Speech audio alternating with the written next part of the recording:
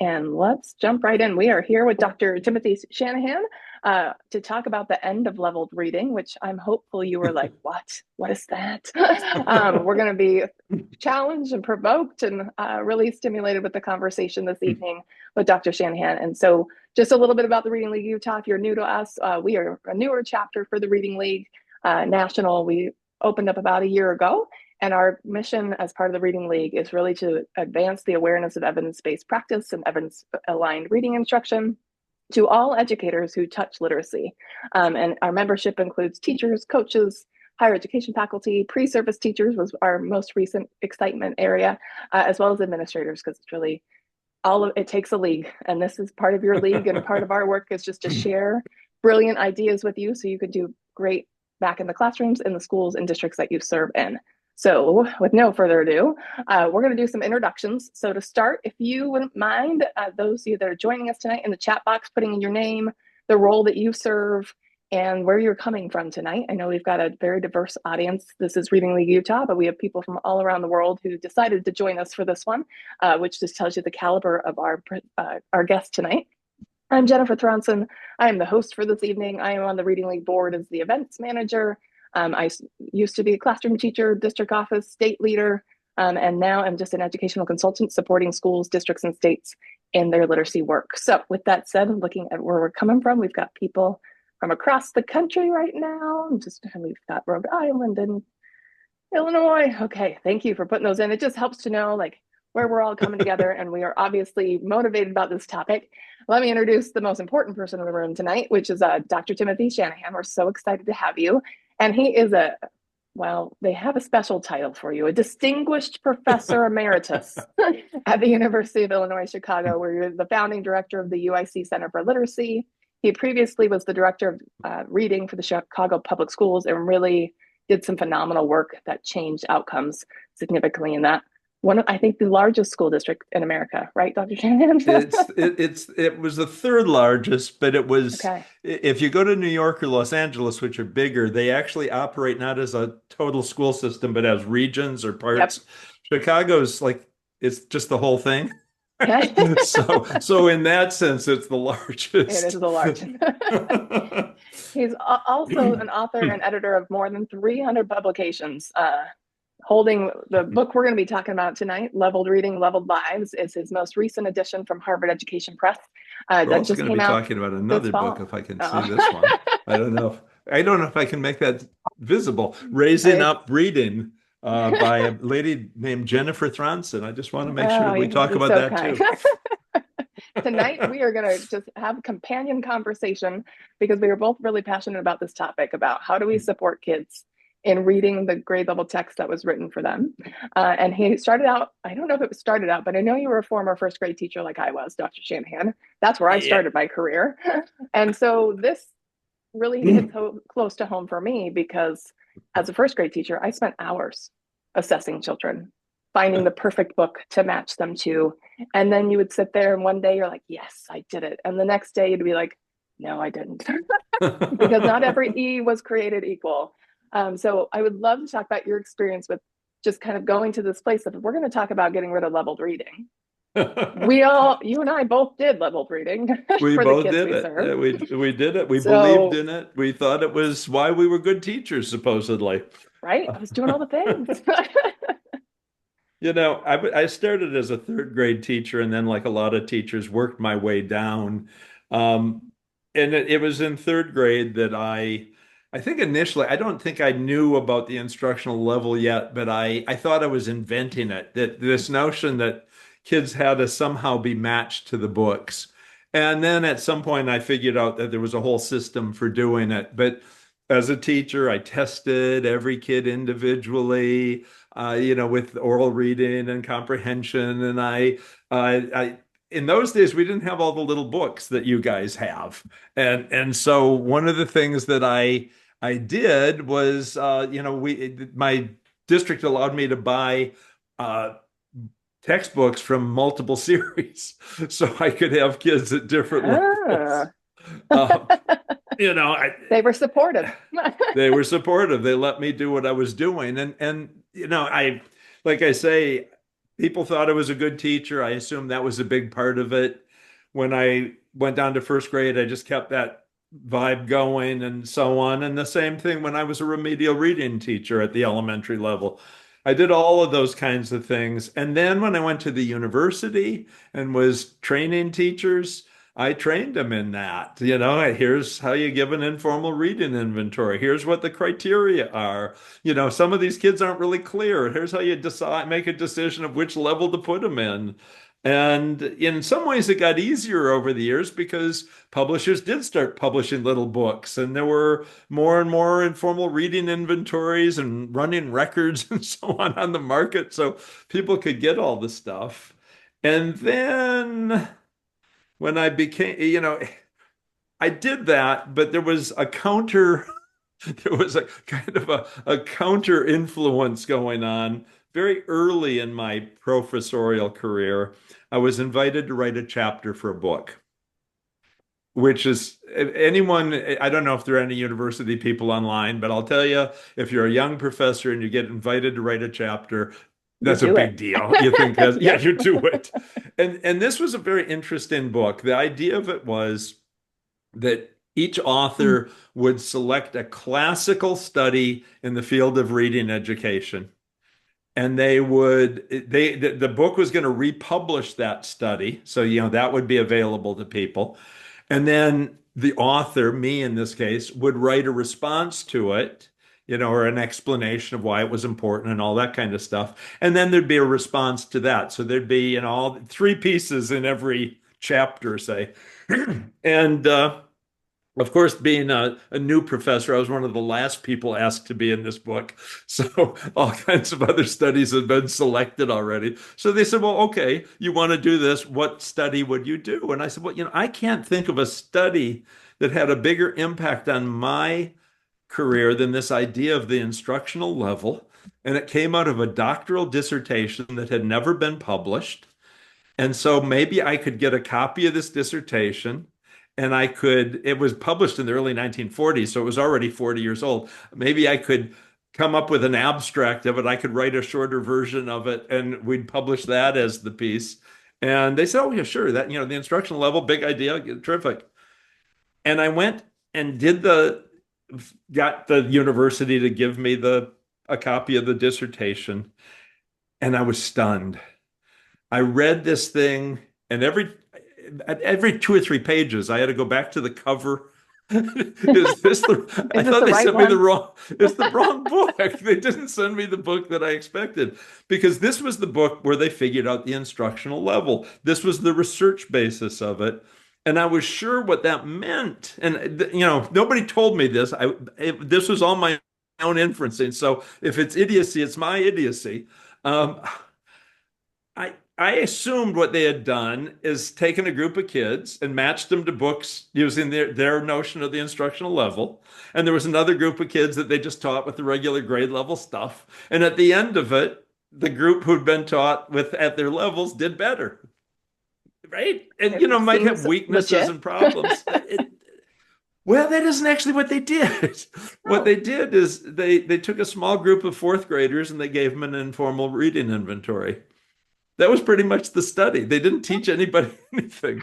They went through just sort the children. what the purpose of the study was. They wanted to find out how many oral reading errors the kids could make and still get 75 to 89% comprehension. And that's where that 95% level for the instructional level came from. It was actually 93.5 and they rounded up, but they rounded all the way up to 95. So I don't understand that, but don't worry They about weren't that. I mean, mathematicians. It's fine. they weren't mathematicians. It was a problem with rounding.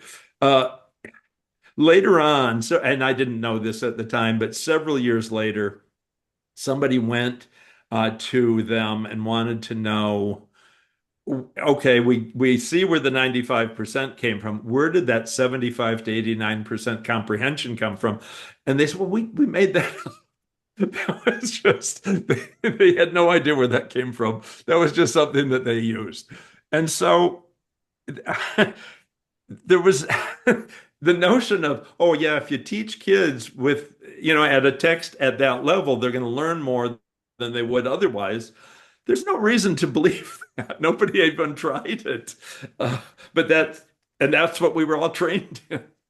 And And that was so, 80 years ago, right? So well, I have we did, seen well, evidence now? Like, has yeah, they that did changed? that in the 1940s. In the 1980s is when I discovered that it was all kind of made up and that there was no reason to believe it.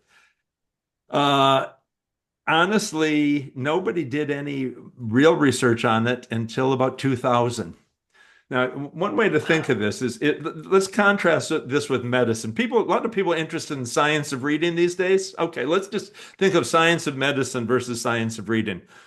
In medicine, if you come up with a new idea, oh, we've got a new treatment, and if you try that, and the FDA and other groups are going to say, no, you have to try that out. You have to test that. You have to collect data on that. We have to make sure that that actually does something good for people. And you usually have to do that with large numbers of people, but you do those kinds of studies. And at some point they say, yeah, this seems to be advantageous. This seems to be beneficial. Now you can do this with everybody. You can train people to do this. This will be a standard of care. In education, you come up with an idea like that in 1946, and then you tell everybody to do it. We adopt it for 54 years, and then you do a study on it. It was We're a little delayed 2000. here. It was 2000 when the first study was done on it. And in fact, it was done in Utah, by the way. It was. And and what they found, embarrassingly enough, was, well, what they did is they put groups of second graders at their instructional level, the way I had done it and you had done it. They took another group and they put them two levels above that. They took another group, put them four levels above that. And they taught them for the school year. And then they come back and test to see if there were any gains. This is the study I kind of thought had been done originally. And what they found was all the groups did some learning, but the group that did the smallest amount of learning was the ones who were at their instructional level, the ones that had actually been placed the way that I had We were all trained trained people to to do. do, that you were trained to do by idiots like me. And so, uh, When we know better, we do better, right, Tim? well, I'd like to believe that, but in fact, it hasn't exactly played that way. Over the last 20 years, there have been a number of studies, and they all come out one of two ways. Either they come out saying, wow, the instructional level doesn't hurt kids in terms of reading level, but it doesn't do any benefit to them. So all the grouping and the testing and them balancing all the different books isn't doing kids any good. It isn't necessarily hurting them. They can do just as poorly, if you don't adjust, but they don't do any better necessarily. But also a number of studies where, in fact, all the other studies, the kids who come out on the bottom are the instructional level ones. And so all the evidence says you were better off going the other way. We're better off not teaching kids at the instructional level. It's made up. It doesn't actually work. It isn't very well thought out. It actually, as a theory, it's really terrible, which I didn't recognize as a young professor or young teacher. But it is clear that we could be doing better, but when we look at the surveys and stuff, teachers today are probably more likely to be teaching kids at their instructional level than was true 20 years ago, which is Which just, this is the problem in education. It takes so long to take what was known to actually translate into the classroom. And I want it to be faster. And this is why we're so excited to have you tonight, because at least the 300 plus people who registered for this webinar will be like, okay, I have to change my practice. And I actually heard this from you years ago. And it was like, yes, it validated my experience because as a first grade teacher, I'm like, I was somewhat successful getting those kids to read. And then I became a multilingual coordinator in Alaska, and it challenged my matching kids to text thinking because it was like, I have 10th graders who read like second graders. How am I ever going to close the gap if I only put them in things that they can read? And so we really had to challenge that thinking then. And it made me realize this is not about matching kids to text. This is how do we support them in accessing the text they should. And then I became a fourth grade teacher with 34 fourth graders, 40% proficiency in a Title I failing school. And I was like, all right, we're going to give it a go. We are not matching kids to text. We are going to put them in grade level and support them. and we got to 96% proficient. So I just truly believe one, all kids can. And two, we've got to challenge what we've been told and reconsider our practice and training. I was deeply trained. I knew how to match kids to text. I knew how to do guided reading, shared reading, all the things, but it wasn't yielding the outcomes that we want for our kids. And I think you said it doesn't harm, but it's not helping as Well, well as it could. it doesn't harm necessarily in terms of reading levels, perhaps, but if you talk to kids who are placed below grade level, it hurts them in lots of ways. In terms of feeling separated from the rest of the group, feel in terms of feeling put down. I know it's. I'm getting to be an old man. You have to all understand that. So, I'll apologize here. This summer I found an old video clip of a TV show from like 1959 or 1960. And it was a show that I bet everybody on the call has heard of, but I'll bet you anyone under the age of 40 has probably never seen. And that's Leave It to Beaver. You hear about, oh, the Leave It to Beaver family. Well, in the video clip, the kids are talking outside of the classroom, and this really snooty girl says to Beaver, "You're in the dumb reading group." And Beaver says, "No, I'm in the second reading group." And she said, "Well, that's dumber than the top reading group." And he said, "Yeah, but it's not as dumb as the dumb reading group." Kids have been arguing over that and getting their feelings hurt over that for 75 years now. And it's time that we knock it off. It's not giving kids the respect or the knowledge or whatever, and it's hurting some kids more than others. I know there were studies done, I'm ashamed to say, back in the 1980s and 90s by sociologists, and these were large studies in American classrooms, and they were finding that by these within class groups were having just a horrible impact on the learning of African American kids. And that it was clearly it wasn't just the level that they were reading at, it was being in the low group. And I remember vividly thinking, well, these poor foolish researchers, they don't understand that those kids have to be in that low reading group so that they can be matched to the right text, or these kids aren't going to make any growth.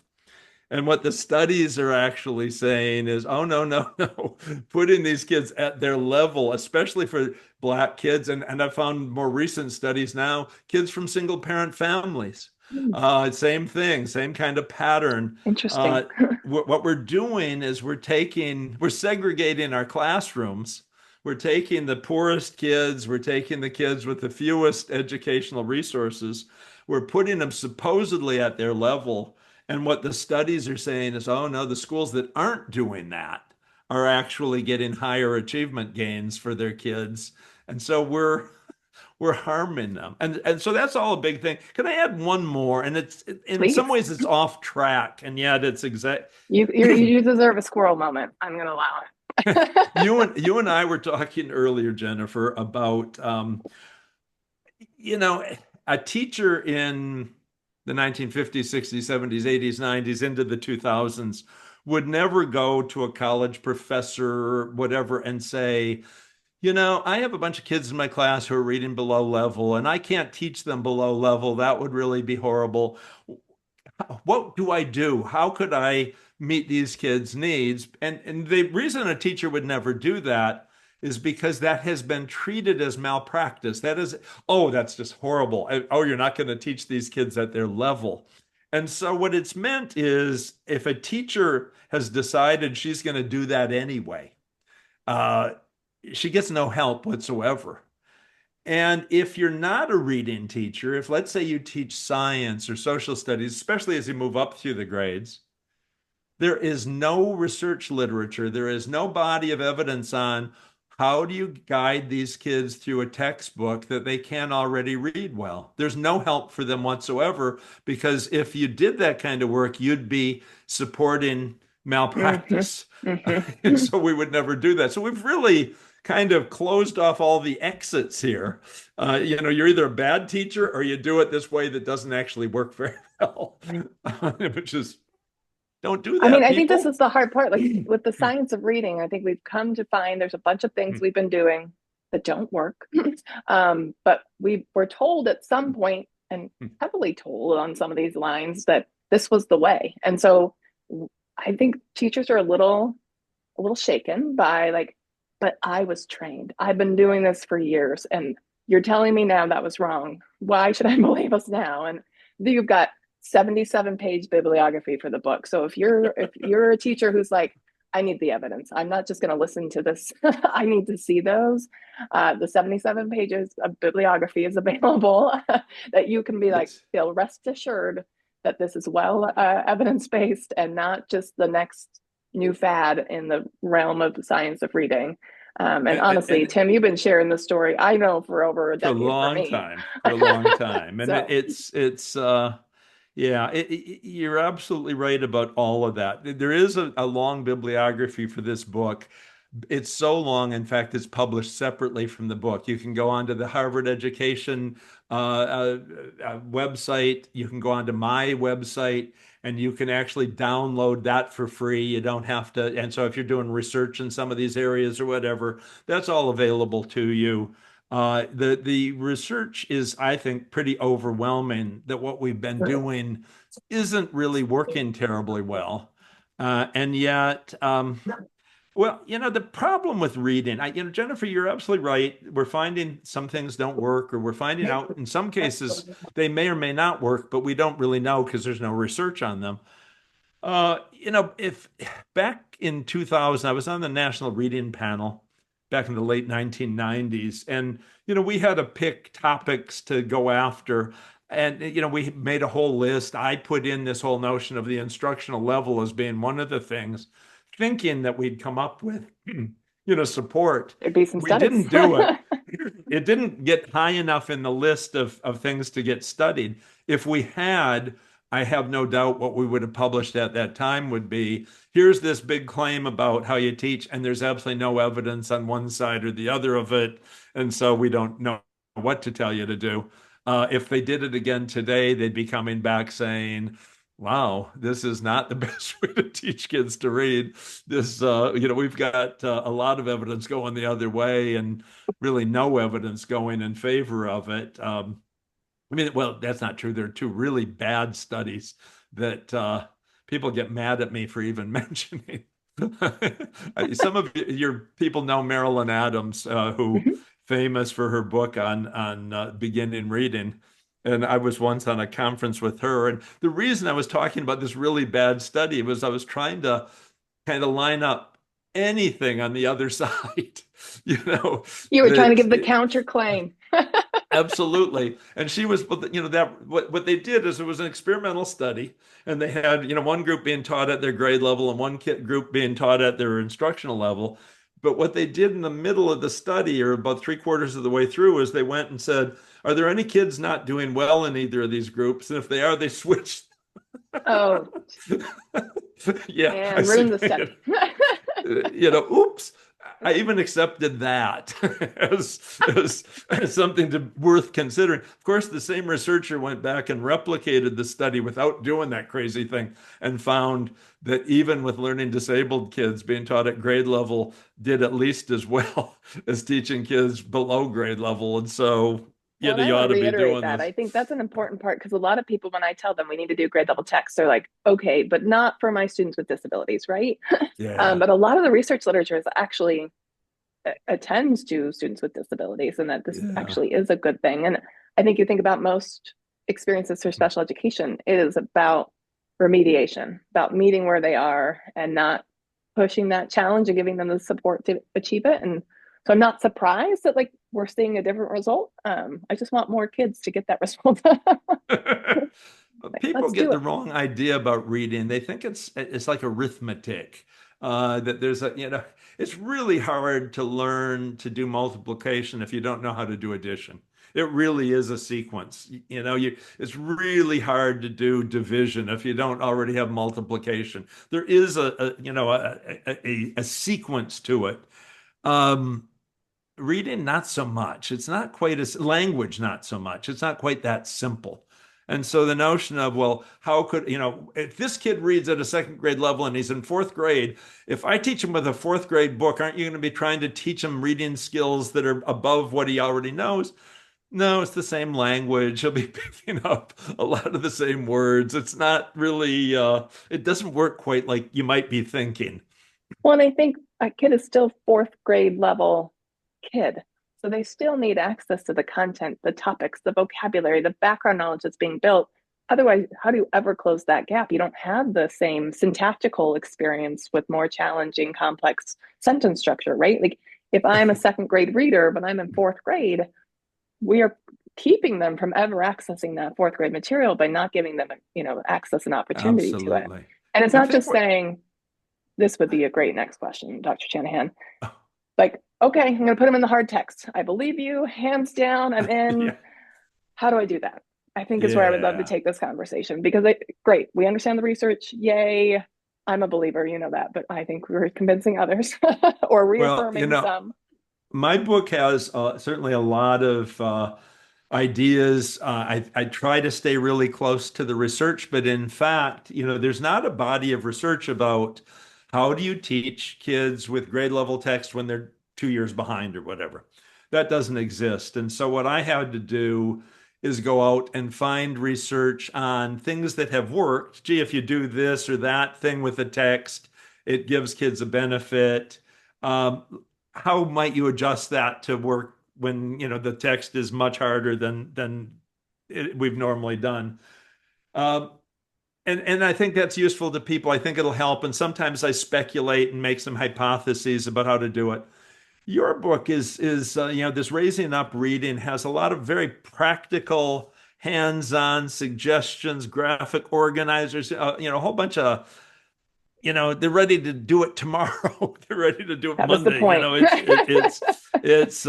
There you've got some wonderful strategies and so on. So I think my book gives a kind of it's very practical, but it's scholarly at the same time. And yours is just straight out, yeah, you could take this into your classroom in the next Well, I couple wrote days my and do book this because stuff. you inspired me that we needed to help people do this. Like I've Yeah. been telling people for years, this was a mistake I made at the state board. So maybe help people that don't do this. When I went to the state board over a decade ago, and I had left a year and a half or so ago, I knew this from learning from you, and so we would tell the curriculum directors and literacy folk, we don't do leveled reading anymore. And so their response to that, not being as clear as I should have been, was to throw out the leveled readers. And I was like, I mean, dumpsters full of books. And I was like, oh no. So I just want to caution everyone here. You can still use those books. We're going to repurpose them in different ways. Like, please don't throw out the books. They are great. We could use them. It's Nothing just wrong not with the about books. matching. One of the This isn't strategies that I found fascinating in your book, though, was the one that said, let the kid read it one time before you're going to read it again. And the reduction in the number of errors made just by reading it more than once. That to me, I would love for this group to hear if they have oh, not read that part of your book. I thought it was fascinating. that was something I actually learned right in the book. I didn't know that when I started out. Now think about it. The way we normally, there are different schemes for doing this. Mari Clay has one. People in special education have one. The original one from Emmett. Everybody's is based on the original one from Emmett Betts in the reading field. And there are some others where people have, adjusted the numbers ever so slightly. Um, Essentially what they do is they give kids a graded reading passage, text. They have the kids read the passage aloud. They mark down the number of errors, the percentage of words correct, and they ask them questions to see what their comprehension is. At least that's what most of the schemes do.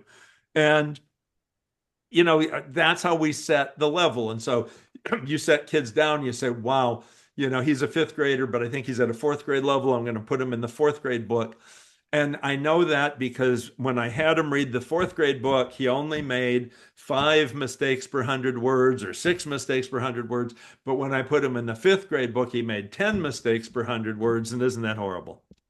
And so, that's the scheme. What the studies say is if, let's say you have that youngster read that fifth grade passage and he makes 10 mistakes per 100 words. You don't do any teaching. You don't give the kid any feedback. You just say, read that again.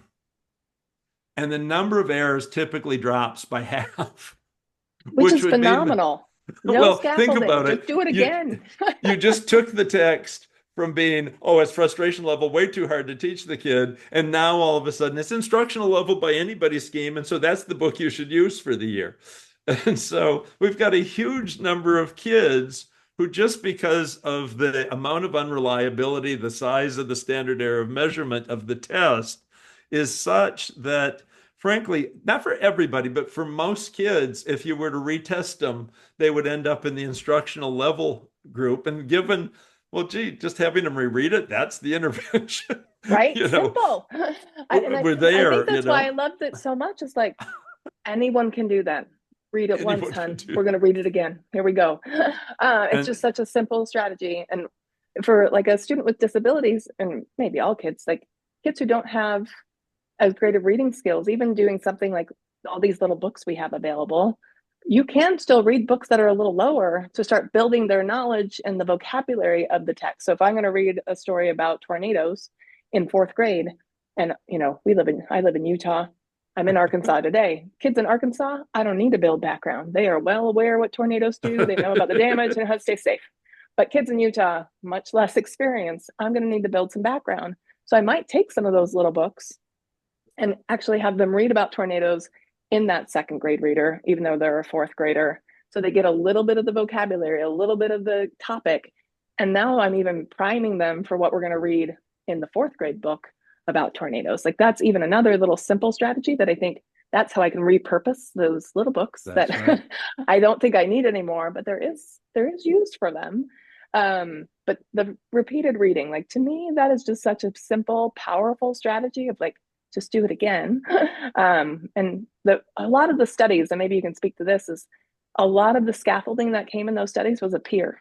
It wasn't Yeah. necessarily even the teacher mediating the text. Like that to me is another like use some friends, teachers. Like let's use other kids to help all our kids to be successful in text. So speak to the partner part because I think Well, a lot of us are not leveraging the students in our classrooms. yeah, a number of the as you say, a number of the studies actually were fluency interventions. That was what they did. How do you enable a kid to handle a book that we thought was too hard for them? You put them, you give them some experience with repeated reading or echo reading or things like that with that text, and you pull their level up, and then they can handle it, and you go on from there. The there was back about, I want to say 10 years ago, early on when people like me were starting to recommend that you should be teaching kids pretty much with grade level text for the most part, the there was somebody who complained about these studies that I'm talking about that you were asking about. Their complaint was there is no way a teacher, an average teacher, could ever do the scaffolding that would allow that, because it's sophisticated, that they wouldn't be able to do the sophisticated scaffolding that would allow these kids to succeed. And as you point out, you go into the studies, and the sophisticated scaffolding was done by 7-year-old kids and 8-year-old kids. It wasn't done by the teachers. It was done by the classmates. It was the better readers in the class. You go, well, wait a minute. Yeah. Are we going to start paying them salaries and giving them retirements and so on and so forth? It's the fact is, when kids get a chance, and there are lots of ways you can enable this, it's different. I know in every school and district you have different resources and circumstances, but think about it. On on Monday, we're going to start a new selection in our reading program, or I've got a little book I've picked and we're going to read it with the kids, and it's a grade level text, and more than half my kids are going to struggle with it. And so what could I do? Well, you could get mom and dad to read it with the youngster first. You could get the kids on Monday to pair up and read it together before you get into instruction with it. You could, the pullout teacher who's going to be working with the kids this week and does some fluency work, she could do fluency work with that selection that's coming next week, so that on Monday when the kids walk in, everybody's been through the text once and figured out a lot of the words, and now they Mm-hmm. read it and they learn from it. It's not a big deal. Of course, they've already learned from it if they've done that prep work. Um, So, we're holding kids back for really bad reasons. If you think of how when I observe in classrooms, and I haven't done much recently, in fact, since COVID, I used to be in classrooms 100 days a We year, got to that get kind you of back stuff, out there. for I know 50 you're going years. to Utah. We'll get you in a You classroom. you can't just go into schools now like you used to be able to. I could call up a school and say, I want to come over and watch a couple third grades or what, and oh yeah, come on over. Dr. Shannon, we'd love to see you. Now it's like, oh no, you've got to go to the district and they've got all these forms and are you sick and all this stuff. It gets crazy. So it's we're really not welcome like we used to be, and can't I miss it, but. I would go in and typically you'd see a teacher would have a reading group at a table or at her, desk, her brown desk, whatever. And she would, they'd read the text, they'd talk about it, she'd do whatever she was going to do with it. And then she'd send the kids off to maybe read to each other, do a little fluency practice with that text now that they'd comprehended it. And I would suggest, what if you just turn that, you don't do anything different, you just change the order. The fluency work is the first thing you do, and then you have the kids do the comprehension work.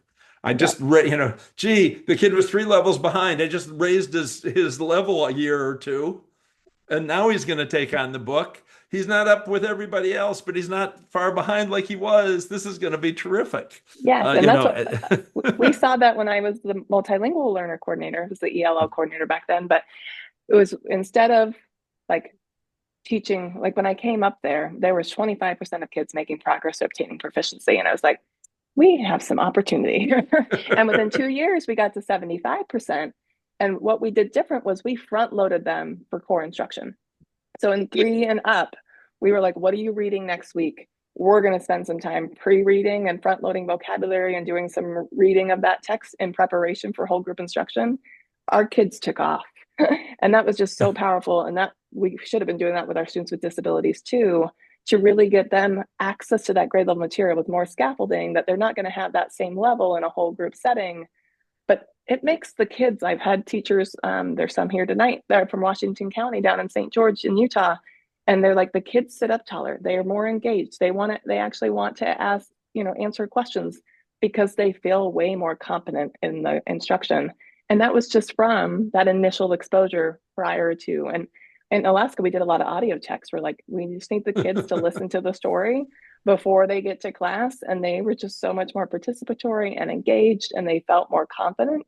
And it's such a little move that I was like, this is the simplest thing. And any teacher can put a kid on an audiobook and have the kid follow along and listen. I'm a huge tracker, like track the text friends.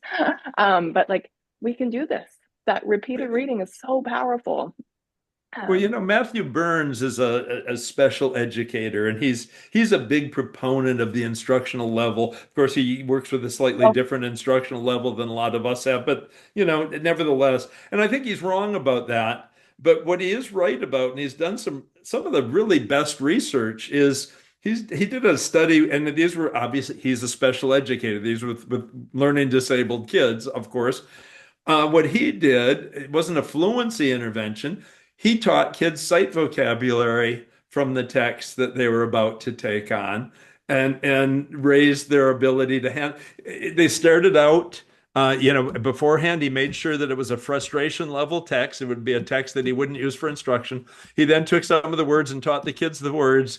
And I don't mean, most reading programs, the first thing you do is you teach the kids the meanings of the words. He taught them as sight words. He had the kids memorizing the words so they could read them.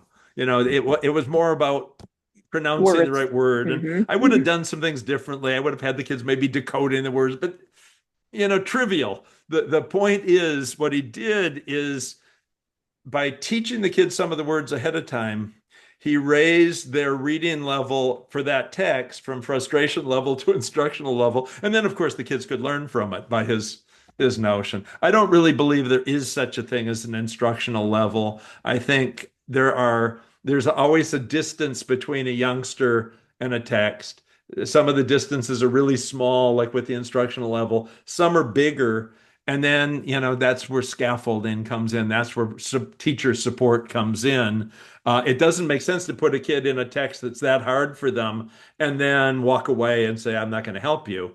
It doesn't actually doesn't make great sense to put a kid in a text like that where there's almost no distance and say, I'm right here to help you. And when you read on your own, feel free to read anything you want, no matter how hard it is. But when I'm Hmm. there, it's got to be something where there's nothing to teach, or I don't want to be here.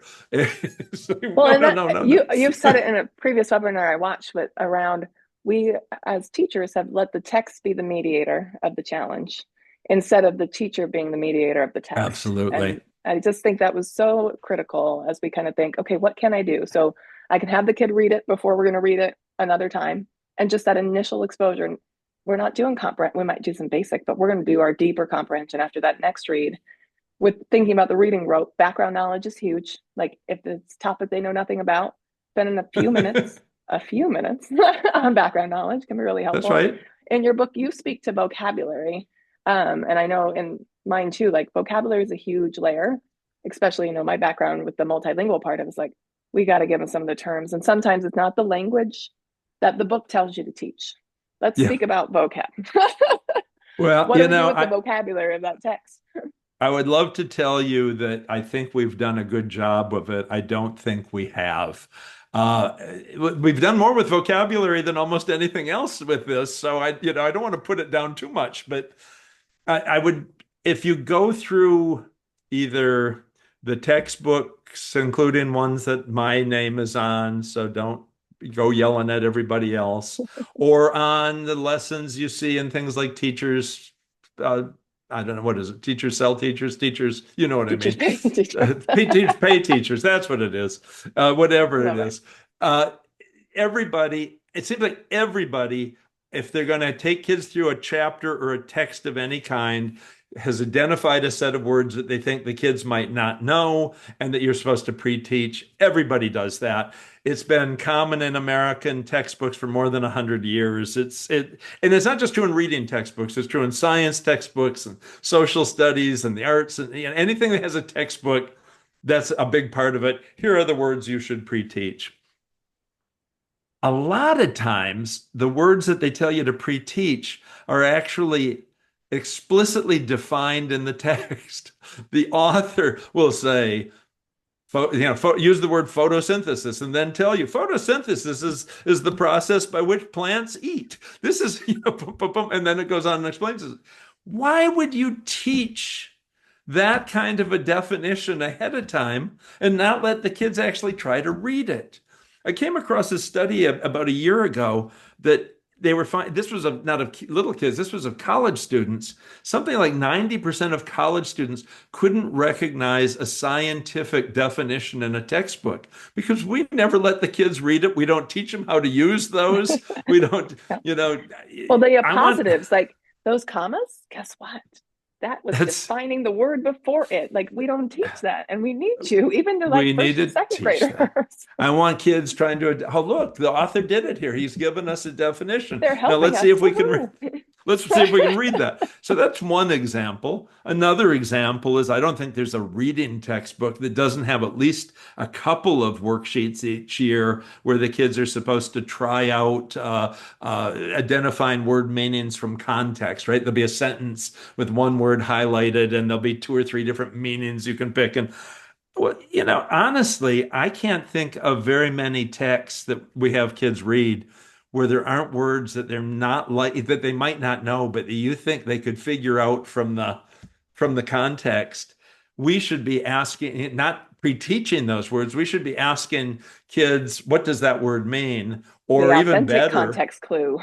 yeah, or even better. I mean, if it's, I don't know, the tornado blew the house down, what's a tornado?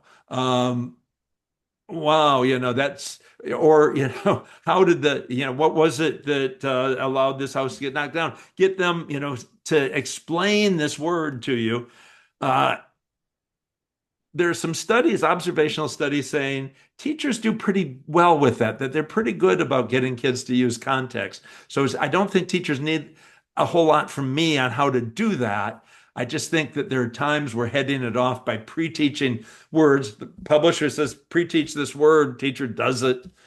Then you look at the text. I think the kids could have gotten it. Why did you head that off? And then, Yeah, and then there's some finally, words that you're like, why didn't they pick this word? And I think that's like, exactly. you have to be a wise consumer. Like, it's nice that somebody made some vocabulary cards for you with some ideas of how to teach that word. But you have to But think, do my kids know that word already? Have we taught something similar that I can connect to? Is it defined in the text? Is it critical for the story? And is it useful beyond today? Like, those are all the things as a teacher I have to say but before Jennifer, I'm going to teach. Yeah. those last two questions of yours are critical, but they often take you in two different directions.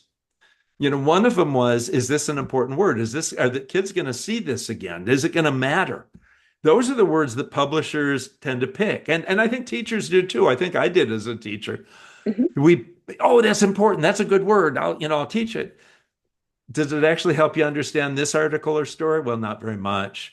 Is it an important point? No. If they don't know what that word means, they're going to get really high comprehension here anyway. Okay, are there some other words that maybe aren't so important, but that frankly would actually help the kids to make sense of this specific text today? And there usually are. Yeah. And so I'm going to suggest that we've got two sets of words. If you're going to teach a word ahead of time, make sure that it's a word that you think is really going to make a difference in the kids understanding the text. If you don't, leave it alone for now. We're going to come back to it. I'm not saying we don't teach those words, just it doesn't fit here. Hmm. Here's a trivial word that I don't care if the kids remember, but it would make a big difference of their understanding this text right now. Familiarize kids with that word right now and then drop it. You don't have to come back to it later. It doesn't matter anymore. Right. And I think if we do that, and then there's one more, and this is a tough one, but it's being strategic. I'm going to ask everybody who's listening to this to think of your own reading habits. Do you ever read a text where there are words you don't know, but it's obvious you don't need to know them? Uh, oh, if this chemical gets into the water, there are 15 different diseases, and they list all the different diseases that you might get if that is in the water. I don't know any, six of those diseases. I've never heard of them. I don't, maybe your hair falls out, maybe your leg falls out. I don't know what happens. It really doesn't matter. It's not the point. I get that it's a disease. I don't know what it is, but it's a disease. It's a It's bad enough to thing. be like, oh, we shouldn't do that. Okay. We shouldn't do that. I'm not going to go look that up. I'm not going to pre-teach that. I want kids, I think what happens to kids is they get thinking every word matters. And they see a page and they go, there are 9 words I don't know. The fact that 6 of them really don't matter and they'd be able to easily set them aside. But we don't excuse that. We don't teach that as a strategy. Big mistake. I think we could, if we really want kids to be willing and able to take on text that they can't already succeed with, you have to teach a few things like that. It gives kids a leg up that, they start to see it as this is something, a problem for us to solve. This is something that I can learn how to do. And you want kids to do that. Absolutely. Okay, so we've covered background knowledge, vocabulary, repeated reading, text using like text sets of text that are a little easier. Any other strategy that we should pull out before we open up for questions that you're like, people really should know to do this thing?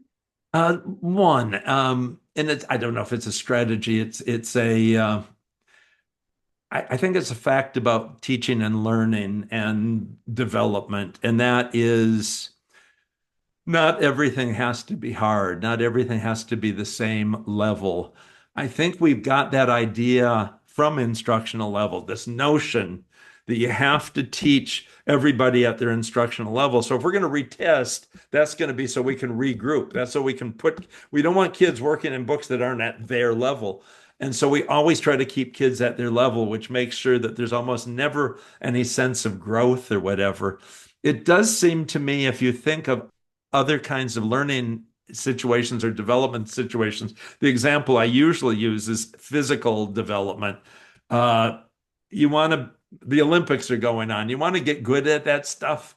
you don't go out every day, and your routine is not always the hardest thing you know how to do. It's not, oh man, I have to try to ice skate at 72 miles an hour. And so therefore I'm going to go every day and skate 3 miles at 72 miles an hour. And then, I'll get to the Olympics and I'll be dead. That's not how you do it. You vary the routine. Sometimes it's really hard. Sometimes it's really easy. Sometimes the coach really pushes you and you're just exhausted. And other times it was light workout.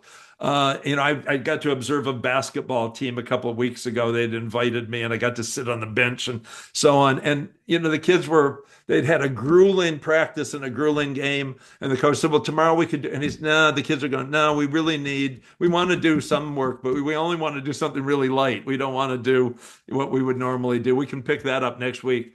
And it's, I think we get it into our heads.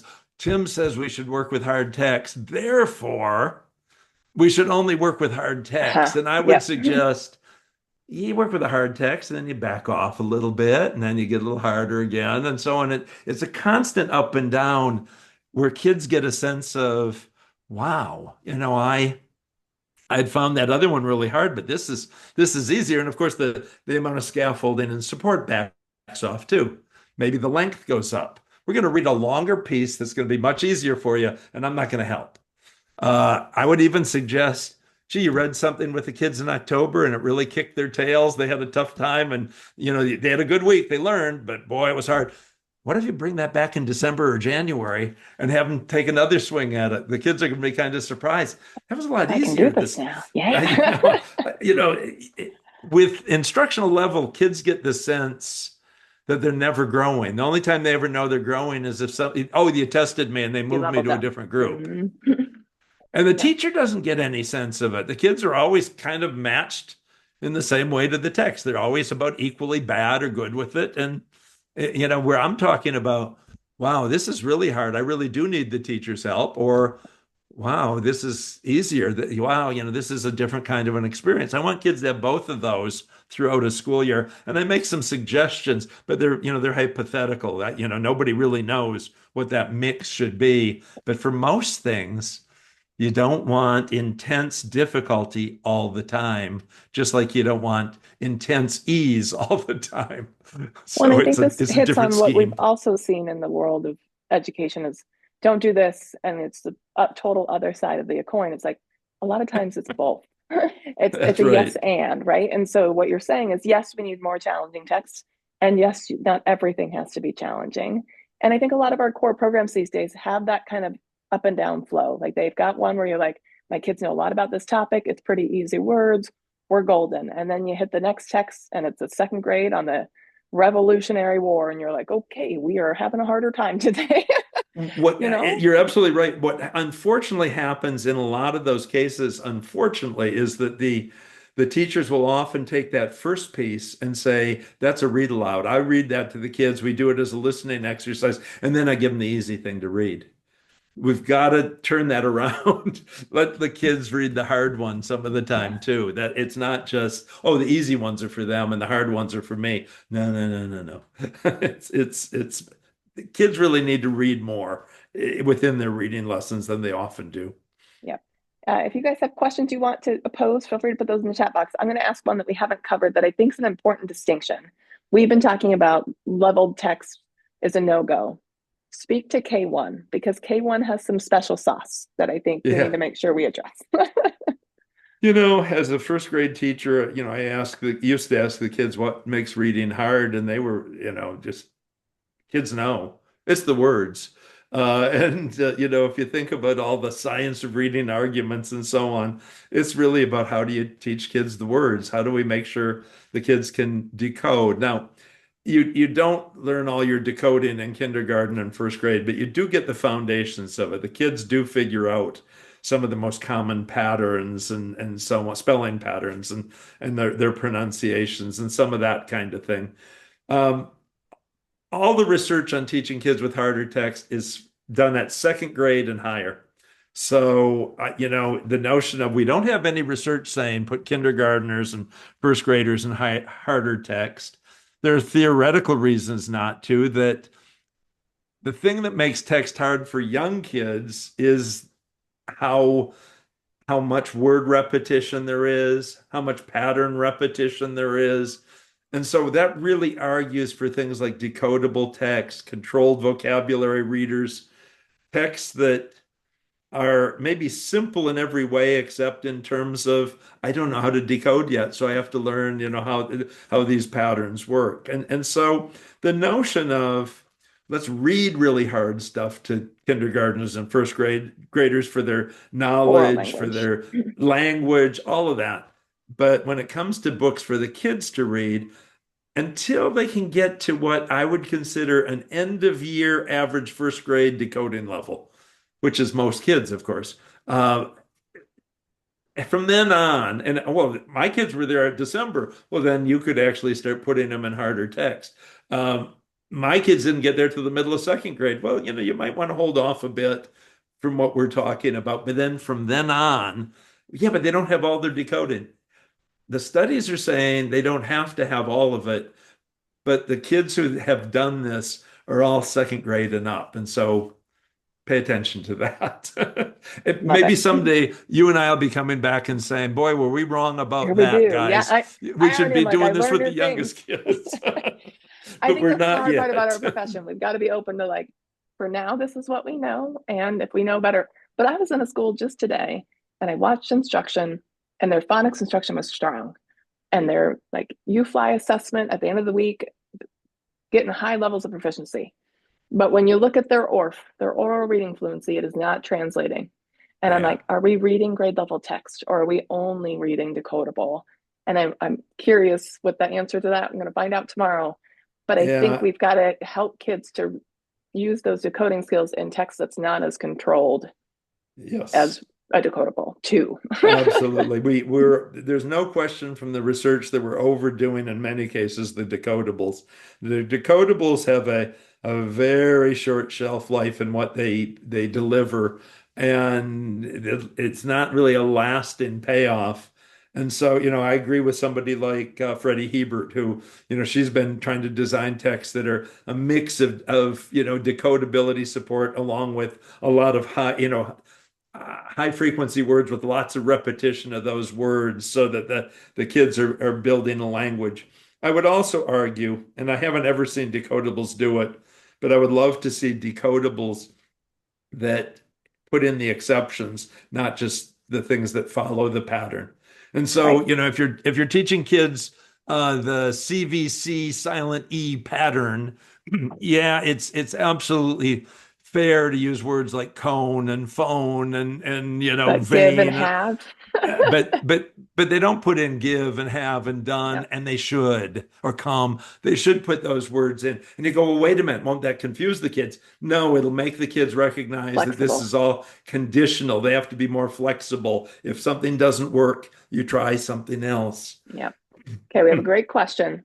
She's got kids that are low readers, but they go to the library, they're picking books that they want to read, which are chapter books, because they're in a certain grade and they think that's what readers should be reading.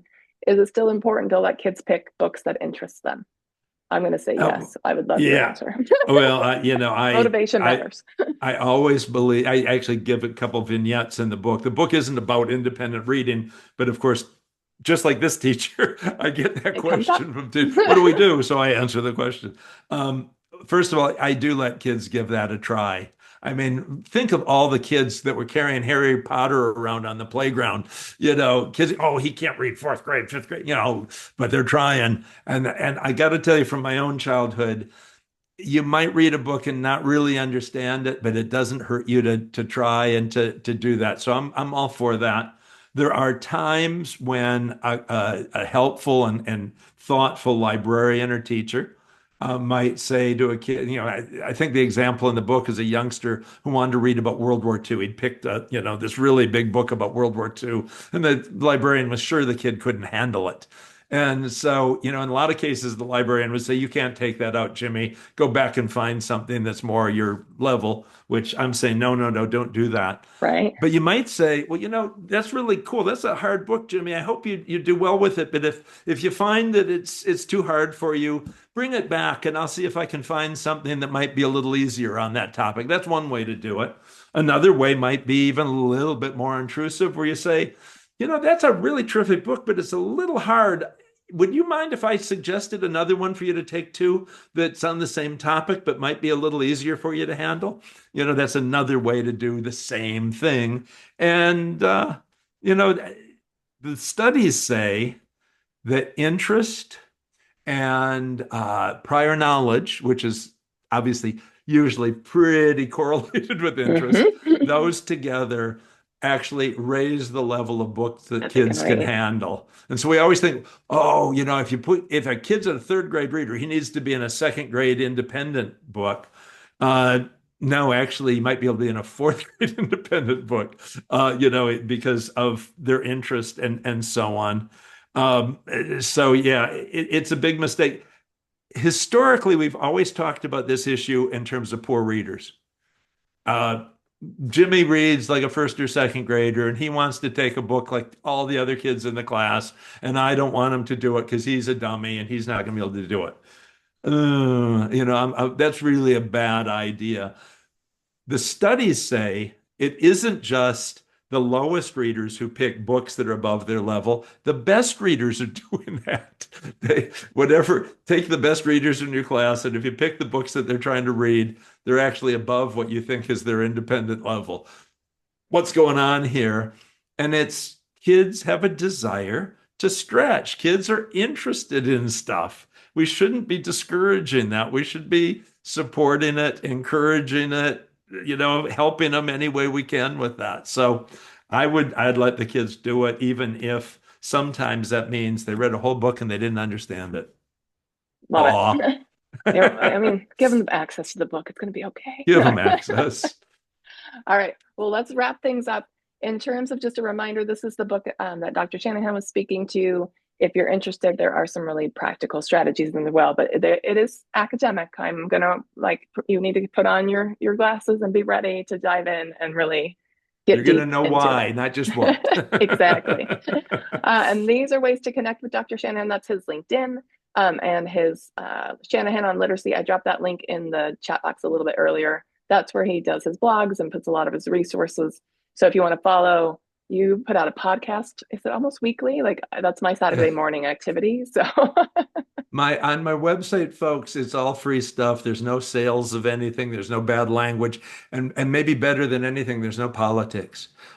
You don't have to deal with right. any of that This is stuff. why I left the State Department out of politics, friend. Well, Dr. Shanahan, thank you so much. It's been a powerful conversation. Hopefully, we've provoked some thinking to say, could my kids handle a little bit harder text than what I thought they could with scaffolding and support? And for those of you just our upcoming webinars, similar to Dr. Shanahan, like we are trying to bring in some voices to help us to become evidence-aligned practitioners. And so Dr. Maria Murray, who is the president of the Reading League, she's going to join us to talk about how to engage students in decodable text. And we'll probably be able to answer that question we missed today in the chat box. So that one's there and available for you. We also had Shannon Bowles, who will be doing multilingual learners. So if you have MLs in your classroom and you're like, I'm not sure how to address their needs, she's going to give you some really practical tips on how to do that. And she'll be with us in a month from now on March 19th. And then this is the rest of our calendar for the year. We've got Dr. Katie Pace Miles, Amy Mahoney, Dr. Nancy Walker, and Dr. Lisa Brown that will all be joining us. One of the strategies in the research that Dr. Shanahan shared today is dyad reading. And Dr. Lisa Brown will be here. It's a 15-minute practice that is putting kids in more challenging text with a partner, and it really has phenomenal results. So we look She forward to did one that. of those studies with third graders, actually, folks, and found that the kids at the instructional level were being held back. So ask her. Yes. And I went to doctorate school with her, so she was willing to come on the show. So, and that is it for us tonight. I am going to put a link to both books in the chat box here in just a second. That way, Good. if you would like to just go quickly buy Leveled Live Level Reading, and I know you were kind enough to drop my book hint there too, I will drop both of those in the chat box to make it really easy and see if we can help you to expand your knowledge and skills. My book is really just 25 scaffolding strategies to help readers, and Tim's book is strategies and the why, the deep. You're going to really be able to tell people why you changed your mind, not that you just heard this thing on a webinar. And I think that's really important. So there's the two. Enjoy your evening. Thanks for staying on with us. We'll send out the recording if you want to share this with friends and have some PLC conversations around listen to what I learned tonight. Thank you so much, Dr. Shanahan. We'll see you at Plain Talk. Yeah, look forward to it. Thanks, Jennifer. Thanks, everybody. Good luck to you all. Bye, all. Find my stop recording.